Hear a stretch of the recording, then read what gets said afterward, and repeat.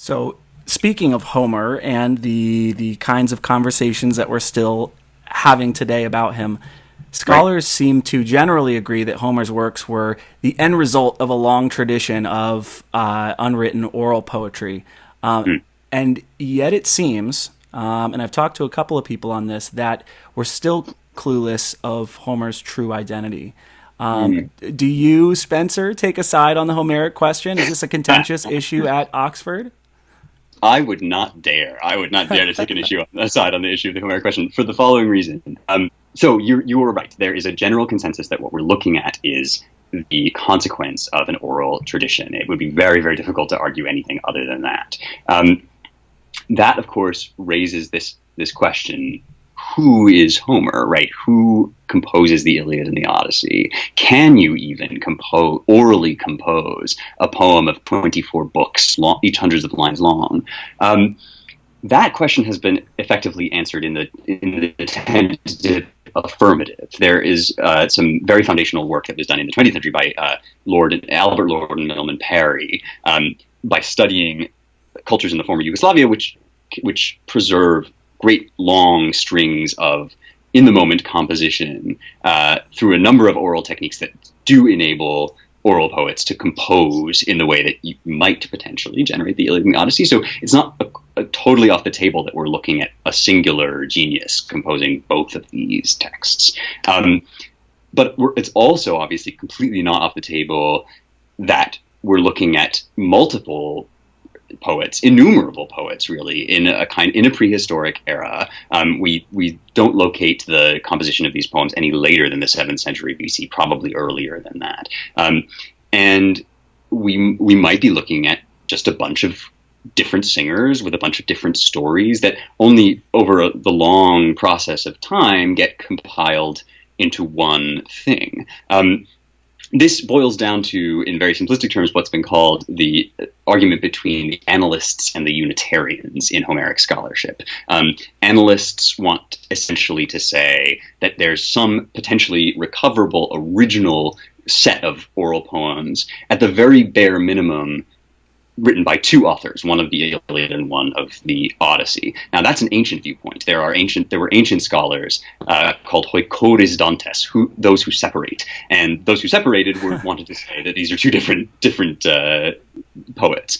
But of course, it gets much more complicated than that, in that modern scholars also want multiple poems within each poem, and basically to say that these are local, shorter epics that are then combined into one thing. One of the kind of great, there's a scholar named Wolf, which I'm sure again I'm butchering, who sort of initiates this tradition, and in many ways it sort of peaks with the great German philologist Wilamowitz, who is famous for arguing that the Odyssey is three separate poems that are then compiled by a Bearbeiter, an editor, and that gives rise to this idea of an A poet and a B poet, right? The poets who originally are singing out in the world in front of audiences, and then the poet who is kind of taking that tradition and arranging it into some coherent material. Unitarians, on the other hand, want to tell you, well, look at the magisterial structure of this work. Look at its sort of coherence from beginning to end. Surely we're dealing at least with some single mind composing a single text. Frankly, the short answer to this question is we do not know. We don't know if there was a Homer, if there was one Homer or many. If I were a betting man, I would put money on some sort of combination of the two theses. I do think that there is a real sense of unity and artistry in the poem. At the same time, it seems abundantly clear that you are at least dealing with local variations. We even have records of certain local variations. And that probably there's a story before Homer to where some of this text comes from, that Homer, as part of the inheritor of the tradition, would have certainly used and abused and reused. Whatever else you might say about that, there is decent evidence for what's been called the Pisistratid recension. So this is during the 6th century BC. The Athenian tyrant or king, Pisistratus, institutes the Pan-Hellenic Olympic festival. So this is a kind of big gathering of everyone in Greece, all the different tribes and cultures and communities, and seemingly as part of that project, as part of the project of kind of unifying a number of different societal strands under Pisistrated rule, there is commissioned a written official text, Plutarch gives us reason to believe, of these two epics. That text is still not what we would think of when we think of opening our books and reading Homer. It's more like a kind of script for bards to read off of or to learn from and then perform in real time. So these are profoundly oral texts, and certainly by the time of the Pisistrated recension, they take on a unity and have an official quality, and are also, it's really important to remember that they're meant to be pan-Hellenic. There are records of annoyances among scholars. Aristotle records an annoyance that one line in the catalog of ships, that kind of interminably long list of all the ships that sail Troy. That was the first moment that I thought, I don't know if I can read this book. I don't know if I'm going to make it through this book. You and literally every person who has ever read has exactly that reaction. It's just utterly dull for us. But that sort of speaks to the difference between what we're doing with this text and what the Greeks were. I mean, you can well imagine that if you're a local bard and you're performing in wherever it is, Megara or at Athens, and you have an audience of people who come from these places. That's right, exactly. It's like the calling out the roster on a baseball team. That's our ship. Exactly, right. If they're, there's the guy who plays center field, and he's from my hometown, wild riotous applause, I'm sure. But anyway, there's a suggestion that one of those lines might have been interpolated, shoved in later to bolster a claim on the part of Athens over, I think it's Samos, and it's meant to bolster it over the claim of Megara. And so that people get very annoyed about this because these are kind of meant to be cultural unifiers, things that we can all come together on, meant for everybody. Certainly by the time of the 6th century BC onward, that's what we're looking at. But do I think there was a Homer? Tentatively, yes, but I wouldn't stake my life on it. So how do we get our information about when the Iliad and the Odyssey were written? Was it cultural context from scholars actually looking at reading the text and looking at the details, or do we have ancient historians in Greece telling us this is when it was written? And also, I wanted to ask you about this because you would know better than I would. I've heard that the Iliad is about the 12th century BC. It's written in the 7th century, but it's about events that happened in the 12th century. Is that? So that's roughly correct. It's written at no later than the 7th century, or rather not written, but composed no later than the 7th century, possibly the 8th. But it is about a heroic past. And so that's actually a central feature of Homer. I'll talk about Homer as if they're a person, just for convenience sake. Homer is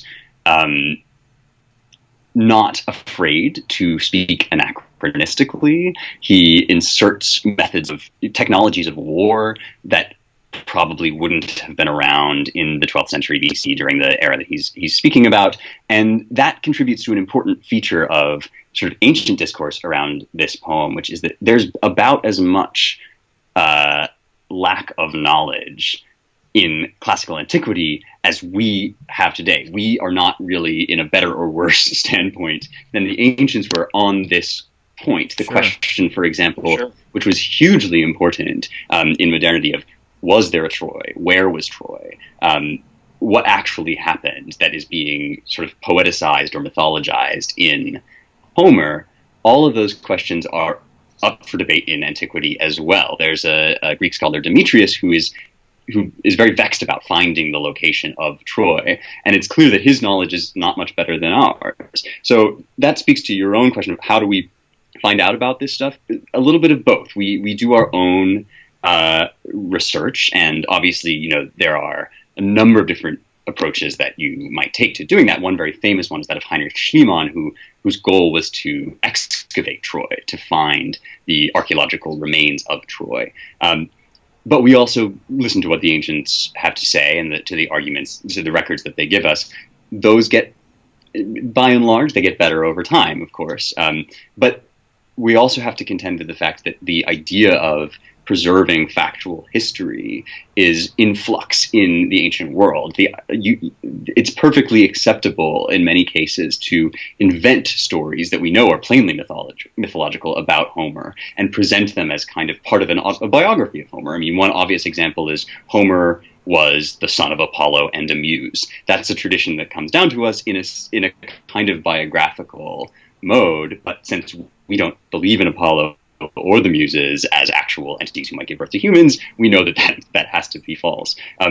The Greek historian Thucydides, who comes after Herodotus, who's sort of sometimes known as the father of history, Thucydides accuses many of his predecessors of being mythologoi, tellers of myths, tellers of stories. And these disciplines that we think of as very distinct, right? Telling history, writing poetry, writing fiction, creating myths, these are very closely bound up with one another. Some of the first texts to record historical fact were probably poetic texts, which are also some of the first texts to weave cultural narrative, tell stories, etc.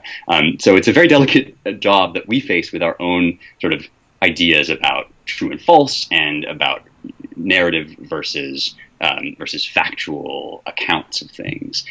Herodotus himself, in his opening, the opening of his history, essentially tells us that what he's going to do is preserve the color of the deeds of men. That's a very different project than Thucydides, which is to tell you what happened. And so, right.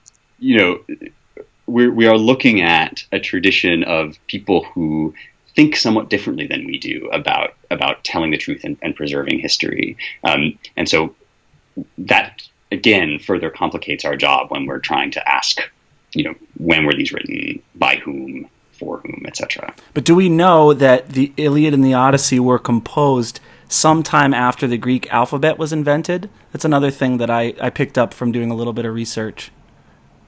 This is another vexed question on which I definitely wouldn't hazard an authoritative opinion. There's a moment in the Iliad in which a messenger is sent by the Greeks, I think it is, with semata.